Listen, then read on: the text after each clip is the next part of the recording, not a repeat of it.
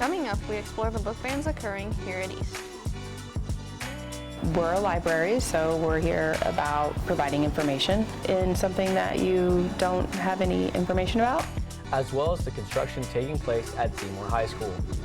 We were running out of classroom spaces. Teachers were teaching off of carts. Teachers were sharing classrooms with other teachers to create opportunities for coursework. All of that and more on Torch TV.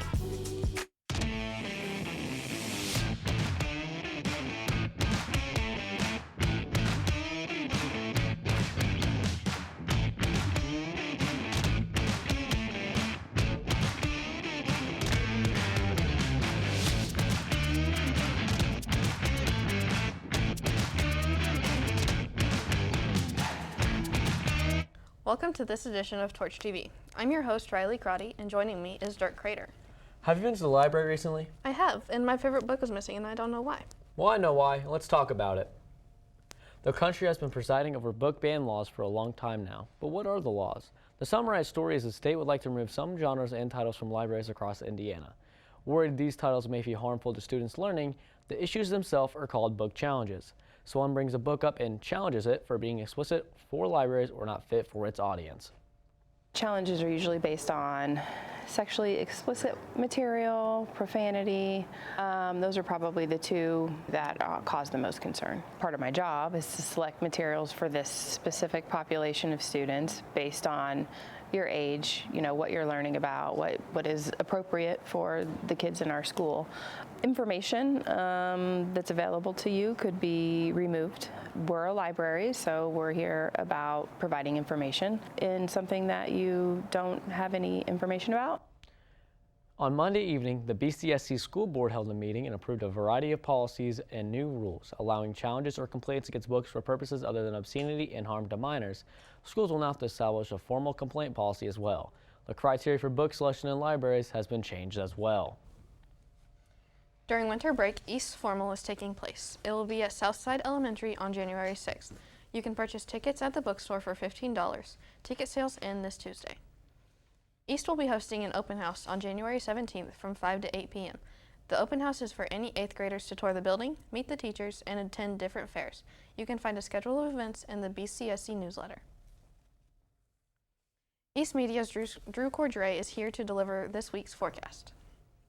Thanks, Riley. Today we will be looking at a slightly snowy day with a high of 34 and a low of 19 and a 67% chance of snow. On Tuesday, we'll be expecting sunny skies with a high near 38 and a low of 24. Lastly, on Wednesday, we are expecting mostly sunny skies with a high of near 49 and a low of 31. That's all for today's weather, and back to you at the desk. Lance Hubbard joins us also in the studio to deliver important information on the latest in world news. In Texas, a woman has been denied an emergency abortion. Kate Cox sought permission to end her pregnancy after she learned that her fetus had a fatal genetic condition, and doctors informed her that she may be risking future fertility if she doesn't get the procedure. A district court judge said she qualified for a medical exception to the state's abortion ban, but the Texas Supreme Court overturned that decision. Cox did leave the state, however, of Texas to have the procedure in another state. Ukraine's President Zelensky has visited the U.S. for the third time since the start of their war with Russia. His reason for this visit was to discuss Ukraine's need for additional U.S. aid. Many congressional Republicans opposed giving more aid, while many other congressmen are in support. Without the additional weapons and ammo from the United States, Ukraine may suffer as the country must contend not only with Russia, but also the harsh conditions of winter weather. President Biden's son, Hunter, has defied a subpoena by failing to participate in a closed-door deposition with Congress. In a public statement, he admitted to making mistakes, then proceeded to criticize Republicans for trying to dehumanize him just to embarrass him and damage his father's name. The closed-door deposition was issued in order to get more insight on whether or not President Biden committed an impeachable offense by participating in Hunter's foreign business dealings. Hunter Biden, who has stated he is willing to testify before Congress only if the hearing is public, ended his public statement by saying, "There is no evidence to support the allegations that my father was financially involved in my business because it did not happen." That's all for this week's news. Back to you guys. When we return, we'll look at the construction underway at Seymour High School. We will also talk about the importance of safe driving.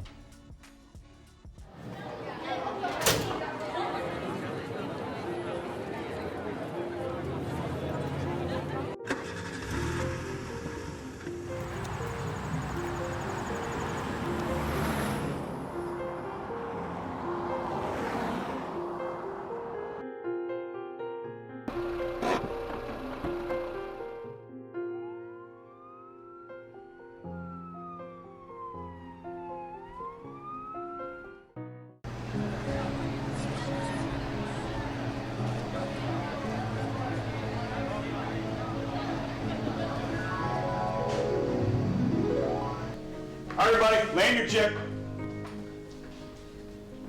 Everybody good? Abby, where's your lanyard? I got stickered. Ugh, that was so embarrassing. I can't eat them.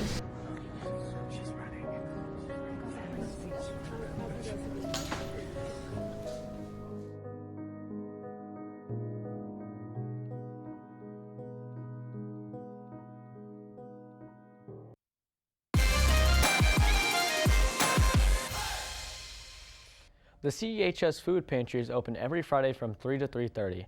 It is located in the hall behind the library. However, if coming to the pantry doesn't work for you, simply send a message to Mrs. Romansky, Mrs. Umfris, or Mrs. Owens to figure out another plan that works for you and your family. If your family could use help with food, we're here for you. With winter break coming up, we want to remind everyone that with winter weather coming, to be on the lookout for ice on the roads and other dangerous conditions. We hope you enjoy the break and look forward to returning on January 8th. A lot of students drive every day. They drive to school, work, and home.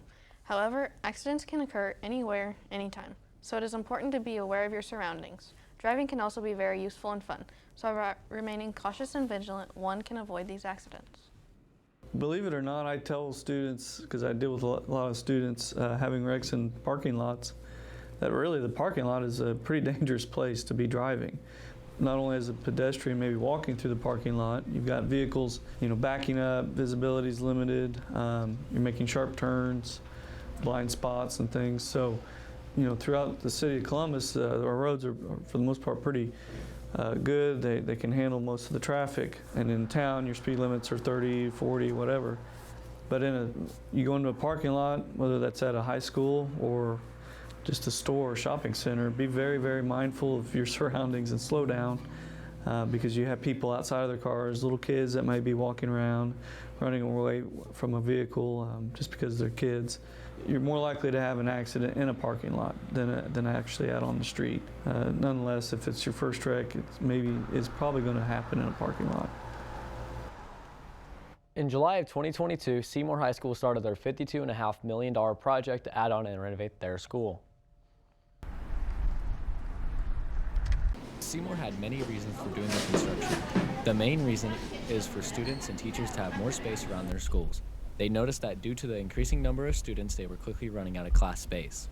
We're running out of classroom spaces. Teachers were teaching off of carts. Teachers were sharing classrooms with other teachers to create opportunities for coursework. And so we needed to spread out. We needed to shrink our class sizes a little bit and give you guys more opportunities to learn. There is no way they could have done all of the construction in even 5 years just working summers. And they didn't want to do piecemeal because when you tear out the pipes and all the electrical and everything to redo, if you don't do it in one chunk, you're risking having mistakes and problems. Seymour is currently in the middle of their project and still has more construction to do around the school. With the already completed projects in use, students are already seeing the benefits. I know they've divided the building up into different sections, like A, B, C, D sections, and we are currently working on the band area, which we should be able to move into after Christmas. And then after that, they're going to move on to the next section. So they're shooting for the end of this school year to have everything done.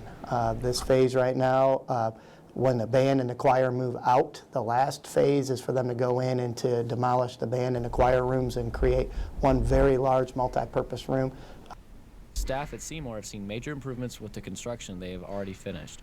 Students seem to not mind all of the construction that is underway since they will be seeing some of the improved high school soon.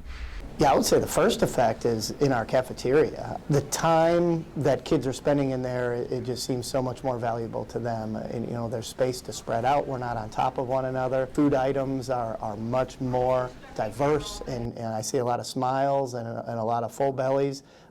Breakfast has been awesome, free breakfast, smoothies, coffees, you name it. It's been a great gathering spot for us in the cafeteria. So just giving you guys more places that you can take advantage of has been the goal of this whole project, and it sure seems to be working.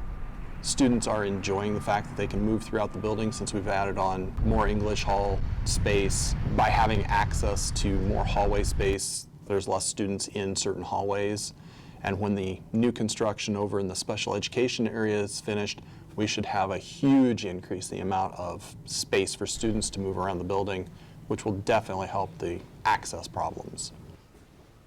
Seymour still has months to go, but they will see big improvements to their school soon. Now to East Media's Cordrey with the results of the East-North Rivalry Week as well as upcoming competitions.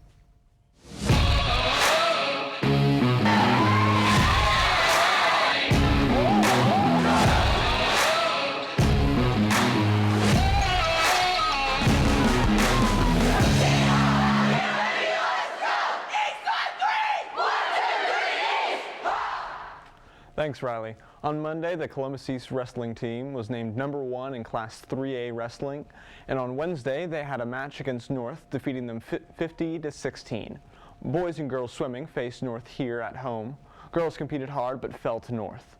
The boys swim team won 119-67 Thursday night. Girls varsity basketball took down North in overtime. Final score was 43-38. To complete the week of the across-town rivalry, our boys basketball defeated the Dogs in the Orange Pit with a 1-point victory. Congrats, Olympians. Coming up tomorrow, boys basketball competes at Greensburg High School. JV starts at 6, varsity to follow. Girls basketball also hosts North Decatur. JV starts at 6. The boys and girls swim teams also have a meet versus East Central High School starting at 6. And on Saturday, the wrestling teams compete in the New Albany Invitational. Girls and JV teams start at 8:30 a.m. Be sure to go out and support our O's. And that's all I've got in sports. Back to you guys. That's all that we have for today. From Dirk, Drew, Lance, and myself and the rest of the Torch TV crew, thanks for watching. And remember to take care of yourself, others, and the place. And as always, try to be the best part of someone's day.